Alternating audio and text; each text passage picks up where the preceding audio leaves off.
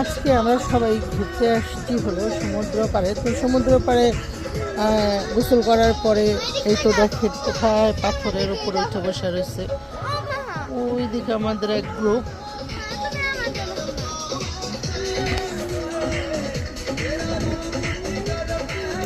এই মাছ ধরছেন? মাছ পাইছেন? দেখি কি মাছ পান না?